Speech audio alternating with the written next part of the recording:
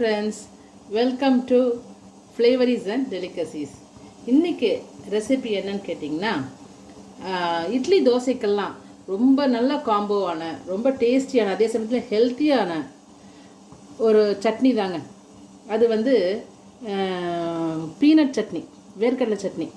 அது எப்படி செய்கிறதுன்னு நான் பார்ப்போம். ஃபஸ்ட்டு வந்து வேர்க்கடலையை லைட்டாக ரோஸ்ட் பண்ணிடணுங்க. இது வந்து பச்சை வேர்க்கடலை.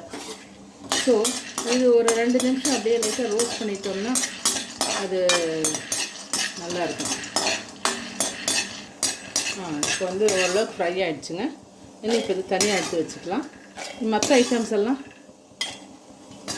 மினி ஃப்ரை பண்ணணும்.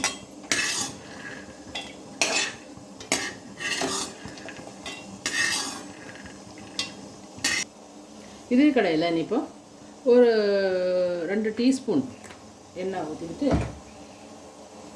ஃபஸ்ட்டு வந்து கொஞ்சம் உளுத்தம் பருப்பு,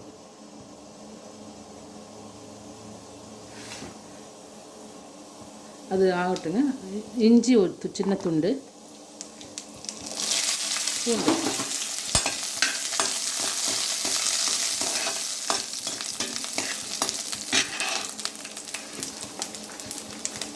அப்புறம் காரத்துக்கு மிளகா, இந்த குண்டு மிளகா, அது கொஞ்சம் நல்லா காரமாக இருக்கும். ஒரு 2 காஷ்மீரி சில்லியும் போட்டிருக்கேன் கலருக்காக. அப்புறம் ஒரு 10-20 சின்ன வெங்காயம், ஒரு சின்ன பீஸ் புளி, கருவேப்பிலை, இதெல்லாம் முதல்ல நல்லா வதக்கிடுவோம். பச்சை வாசனை போகிற அளவுக்கு நல்லா வதக்கிடுவோம். ஒரு தக்காளி கட் பண்ணி வச்சுருந்தோம் இல்லையா, அது இப்போ இதுக்கெல்லாம் தேவையான உப்புங்க.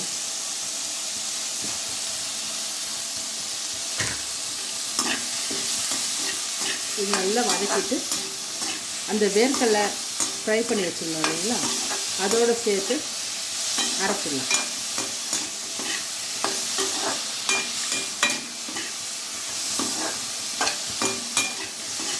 இது பார்த்திங்கன்னா தேங்காயெல்லாம் இல்லாமல் நல்ல ஹெல்த்தியாக இருக்கும். தேங்காய் சேர்க்கக்கூடாது, இந்த கொலஸ்ட்ரால் உள்ளவங்களுக்குலாம் தேங்காய் சேர்க்கக்கூடாதுன்னு சொல்லுவாங்க.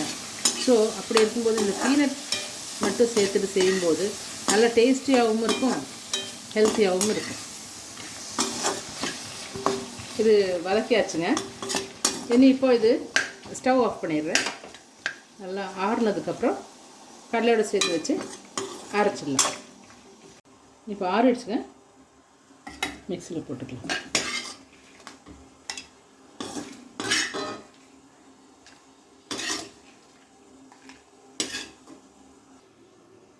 கொஞ்சம் தண்ணி சேர்த்து அரைச்சிக்கலாம். நாம் இப்போ சட்னிக்கு ஒரு தாளிச்சிடலாம். இப்போ எண்ணெய் ஊற்றியிருக்கேன். இப்போ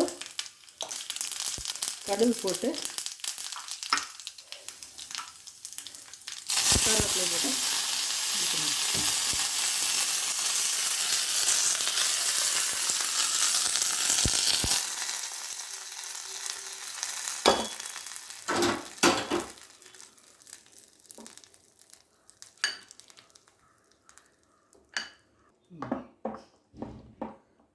தாளிச்சாச்சுங்க.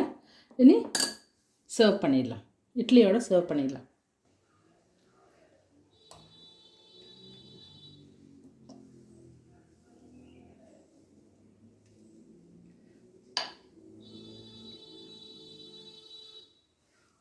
அவ்வளோதாங்க, சர்வ் பண்ணியாச்சு. டேஸ்டியான வேர்க்கடலை சட்னியோட இட்லி சர்வ் பண்ணியாச்சு.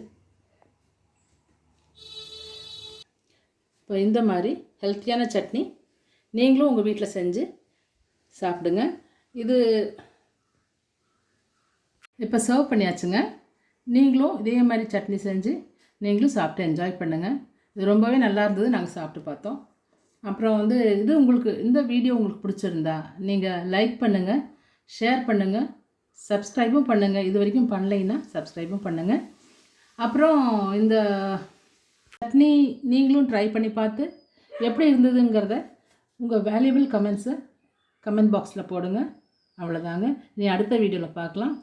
தேங்க்யூ. பாய் பாய்.